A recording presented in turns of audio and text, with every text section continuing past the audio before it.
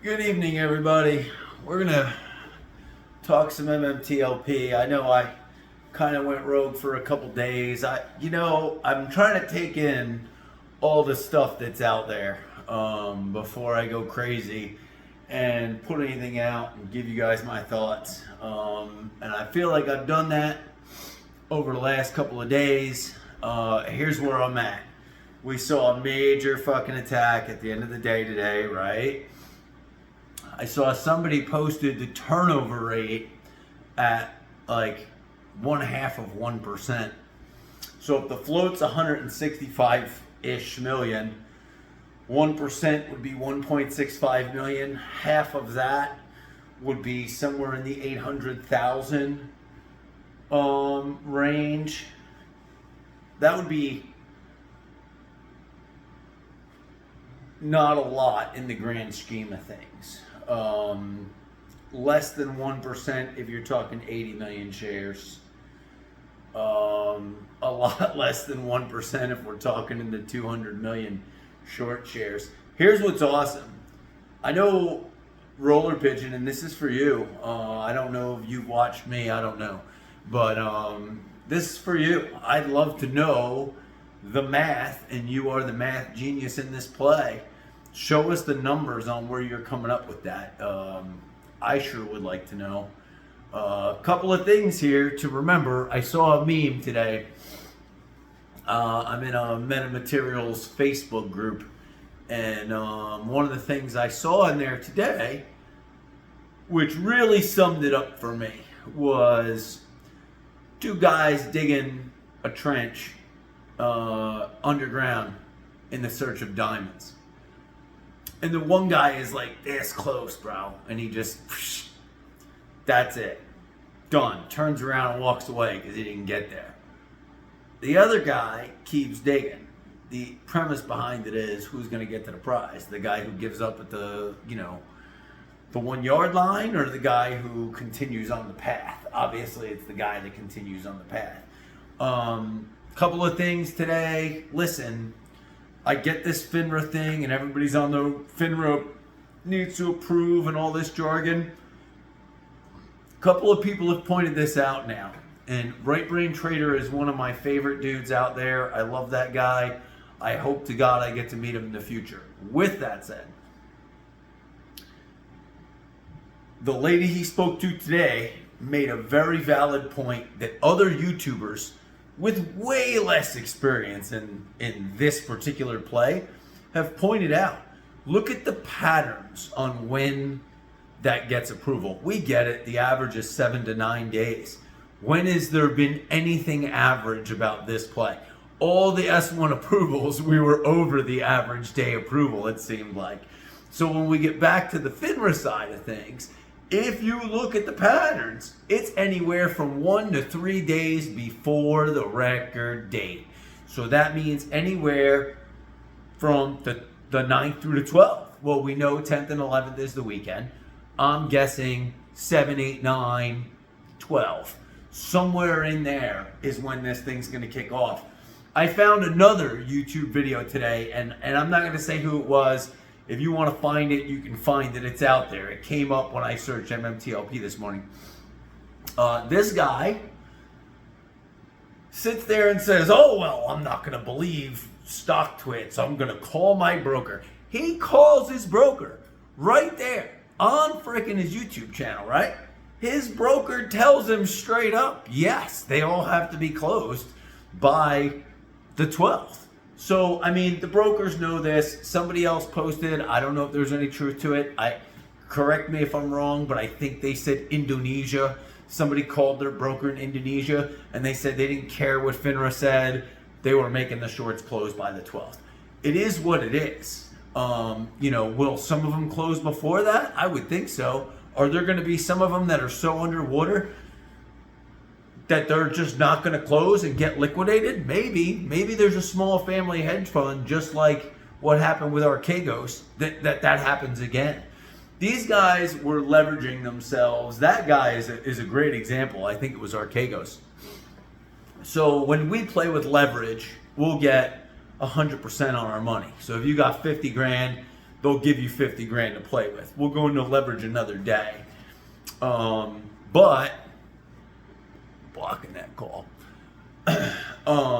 But these guys who have funds and have gigantic books, what that guy did was he was getting like 100x leverage, and then he went to like 10 different banks. So he's getting, 1,000 times leverage, which was just insane. Can't keep up with that. So basically, what we have is a situation where there may be some that aren't going to cover and just face liquidation. What we also have to remember here is too, at the end of the day, there's two teams here, okay? We're on the Bulls team, they're on the Bears team. Who's to say that they're not devising a strategy of how they're going to handle this? You know what I mean? Like, do we just expect them to roll over and die? No, I'm sure they're figuring something out. They may be reprogramming algorithms on how they're going to handle this. Got to remember, we had a run up to $7.50 on this. It came all the way back down to $2.75 was the low after it hit $7.50. Before it went back up to $12.50. So if you look at that side of it, that was below 50% of what the current high at the time was, which was $7.50. We hit $12.50, so below 50% of $12.50 would be below $6. So I would expect in the next coming days that they still fuck with us. At the end of the day, man, I already bet the farm on this stupid thing, and I'm in it. I'm riding it out. I believe in it. I believe in the math. I believe that the oil's there. Somewhere in this journey of going through this for the last year, and I've told you guys this, you go through a roller coaster of emotions. Roller coaster of emotions. Been there, done that. I, at one point in this, and I've said this numerous times in many comments, I said one of two things happened here. A, this is going to be epic. Or B, we all got scammed. Here's why I'm knocking B right off the table anymore. Berta has been so public lately. He's coming out, he's talking, he's not saying anything he's not supposed to, but at least he's talking. I think half of what made us all have this angst and wonder, did we do it right? Did we figure it right? Did we make the right decision? Was the lack of communication. And I understand. I was there. I was feeling the downside of this thing at times too.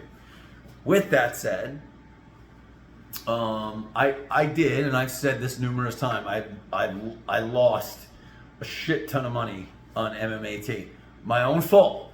I'm not blaming anybody for that. With that said, I also fell in love with the DD on the whole T90 theory and the similarities to Newegg, and I was expecting a run up higher than 550. So I kind of got screwed. I let my emotions get the best of me, and I made some poor decisions on using leverage, which I can talk about at a later date. I'm very responsible when I use leverage, and I let my emotions get the best of me on this one. Could have lost everything.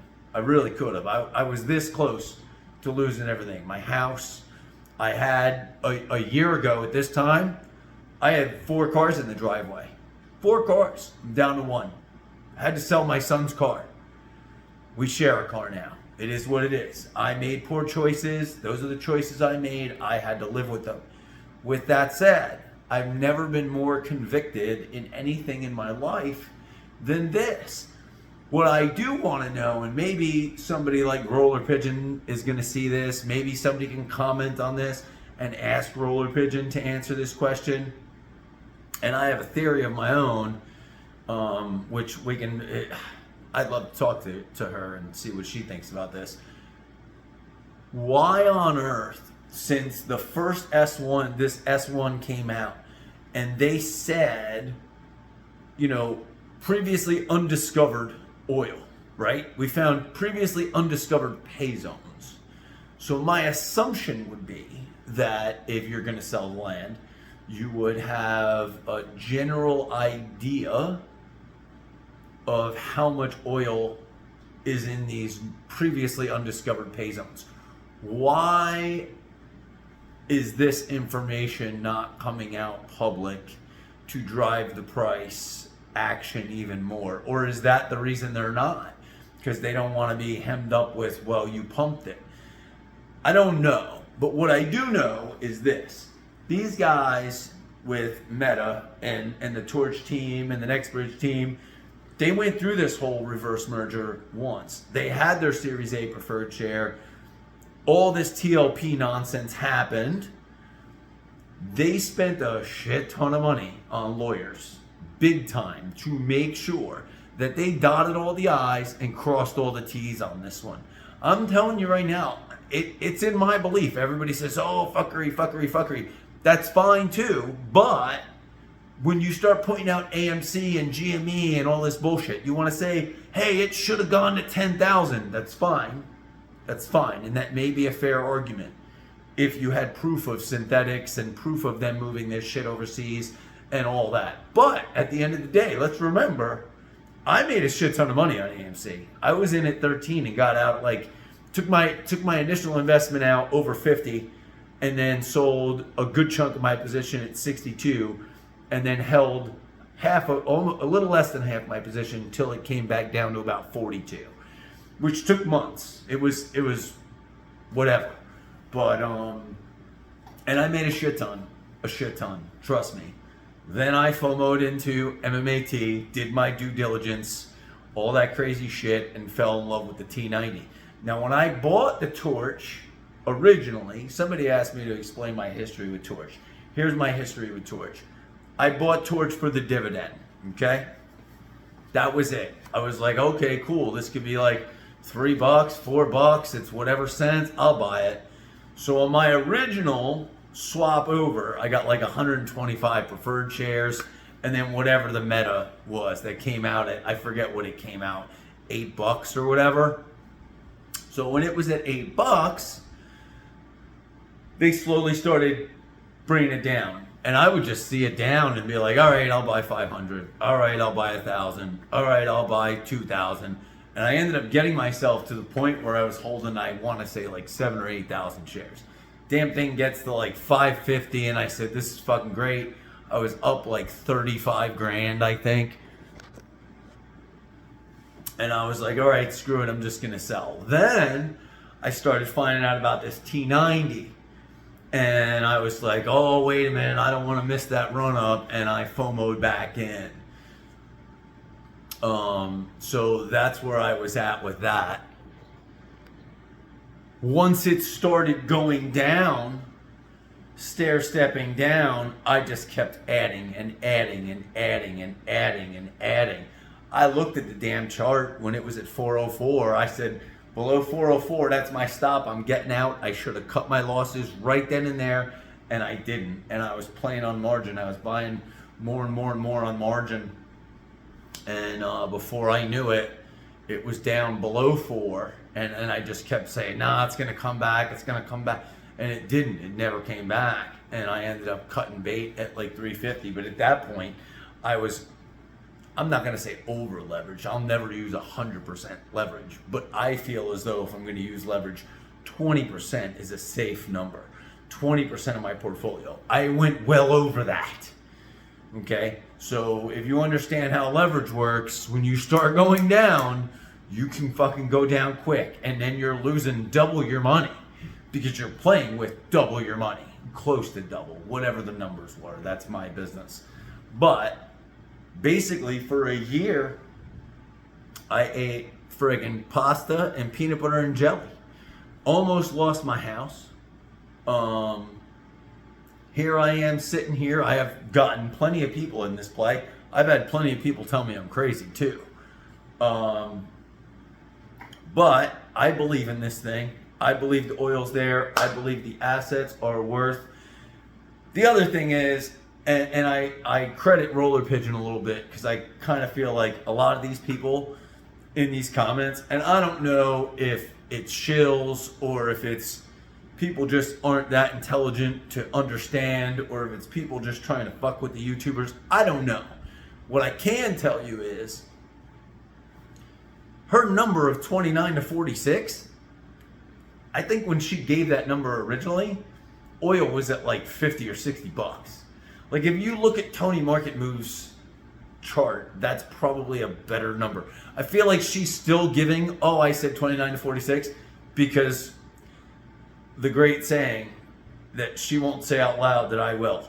She has neither the time nor the crayons to explain this to some of these people. I get it. But in reality, 29 to 46 was probably $40 ago on oil. Just absolute. I think we're way higher than that. Tony Market Moves has a chart. Use that chart. And remember that that doesn't include, okay, what this undiscovered pay zones were.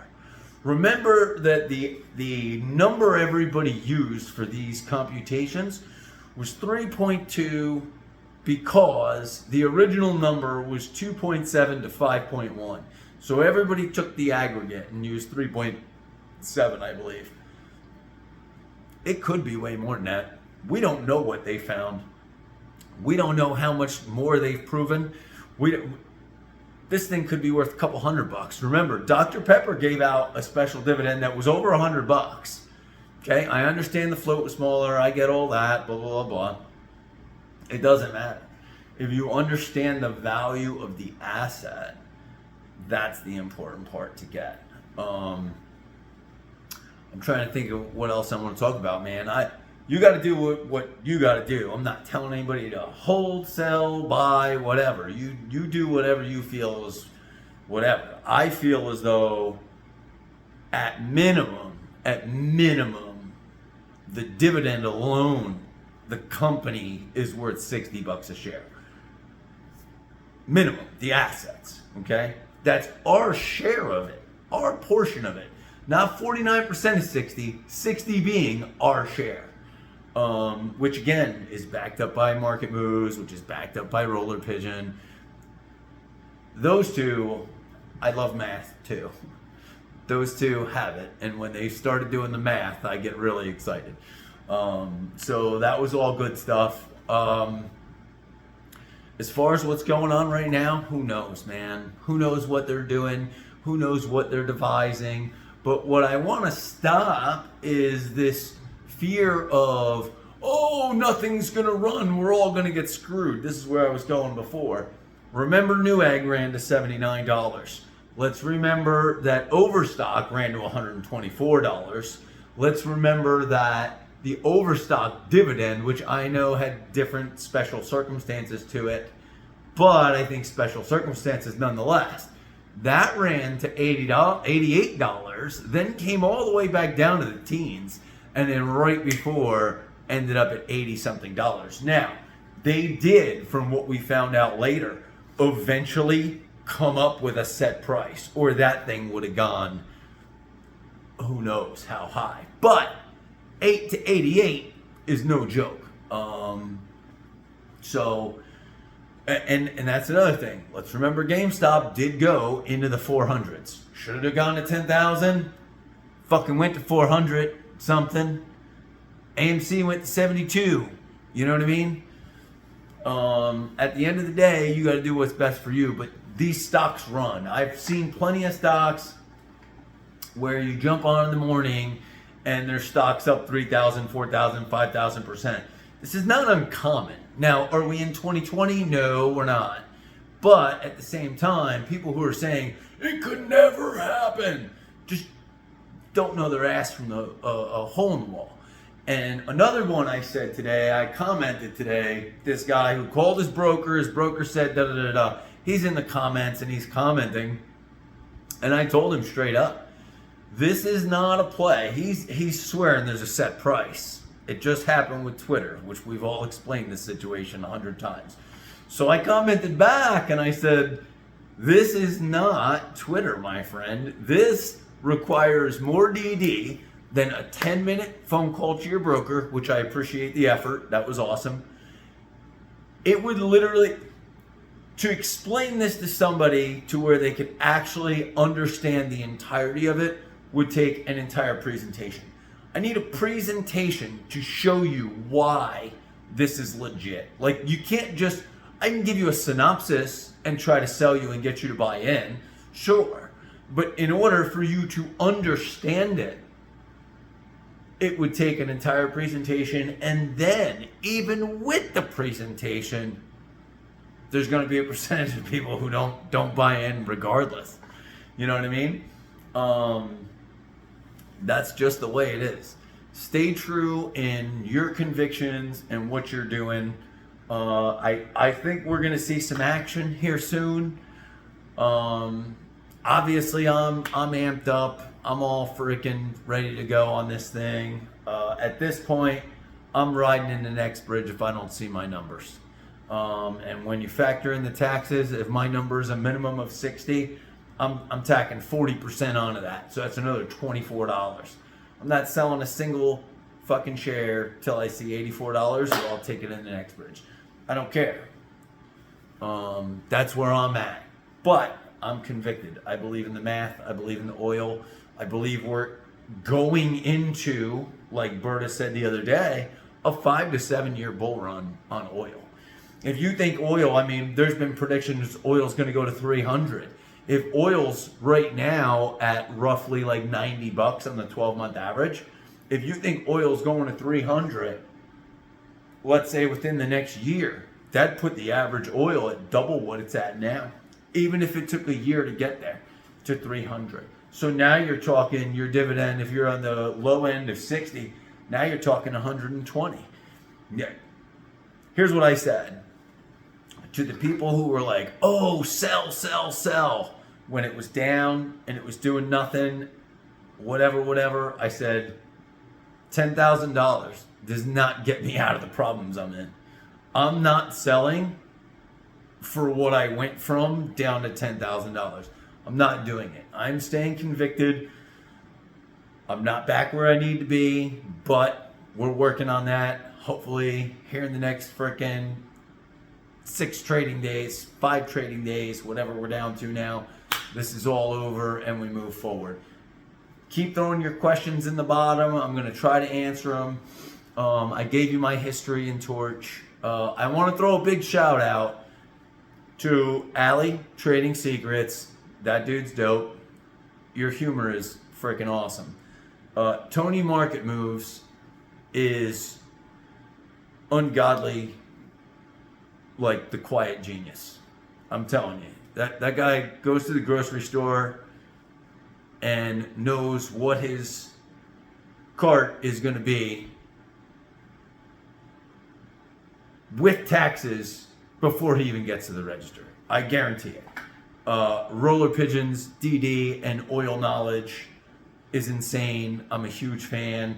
Right Brain Trader, that is my dude, man. You are there. I hope to God someday we meet, bro. Terry's Energy is awesome. I love it. Who else is out there? The Moon Market guy I've watched a couple times. He's not popping up in my thread all the time. I think his titles, he doesn't hit, whatever. MMTLP, I don't think he puts it in the title all the time. So that's probably why he doesn't come up in my feed. I feel like I watch 90 hours of MMTLP a week on top of my 40-hour-a-week job. So, yeah, at the end of the day, guys, I'm just going to say, stay convicted. I know this is 24 minutes, and I definitely went on some rants.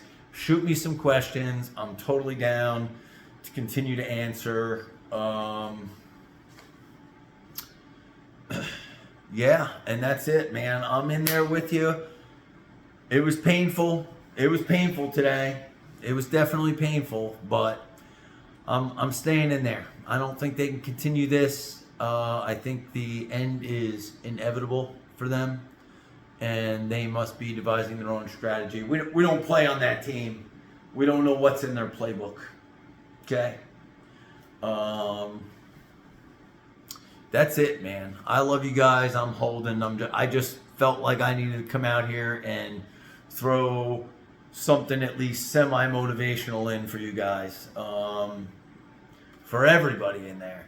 Throw me some comments, man. I'll try to get in and answer some questions. I'm sorry it was so long. I hope I gave you some good information. And everybody stay safe. Have a good night. And I'm praying for rocket ships in the morning, but I'm staying strong if it ain't there.